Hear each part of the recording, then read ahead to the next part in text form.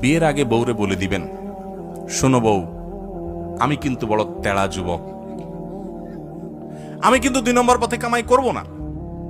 অতএব অন্য মানুষদের বউদের মতো সকাল বিকাল শাড়ি পাল্টাবা আর 3 পিস পাল্টাবা, মার্কেটে যায় কেনার পরে বলবা শুধু কার্ডের ঘষা দেন আর বিল দেওয়া হয়ে যাবে, এগুলো কিন্তু আমার দ্বারা হবে না। আমি কিন্তু হালাল খোর, আমি হারাম খোর না। বলা যাবে না ইনশাল্লাহ? হবু বউরে বলে দিতে পারবেন না?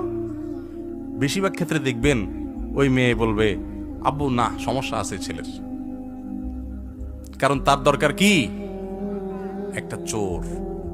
তার দরকার একটা চোর, তার দরকার একটা ঘুষখোর, তার দরকার একটা দুর্নীতিবাজ, তার দরকার একটা টিন চোর, তার দরকার একটা গম চোর।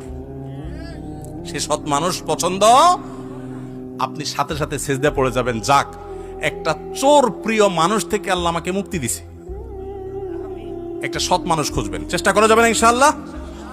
অসৎ হওয়ার জন্য যোগ্যতা লাগে না, অসৎ হওয়ার জন্য যোগ্যতা, চোর হওয়ার জন্য যোগ্যতা লাগে না, সৎ হওয়ার জন্য যোগ্যতা লাগে। সৎ হওয়ার জন্য মেরুদণ্ড শক্ত থাকতে হয়, হিম্মত থাকতে হয়, সৎসাহস থাকতে হয়। বাবাকে বলতে হয়, বাবা আমি চুরি করব না। তুমি অসন্তুষ্ট থাকতে পারো, বাবা আমি 2 নম্বর জিনিস তোমাকে খাওয়াবো না। আমাকে অন্যদের উদাহরণ দিবা না, আমাকে সৎ মানুষের উদাহরণ দাও। যুবকরা বলা যাবে না বাবাকে ইনশাআল্লাহ?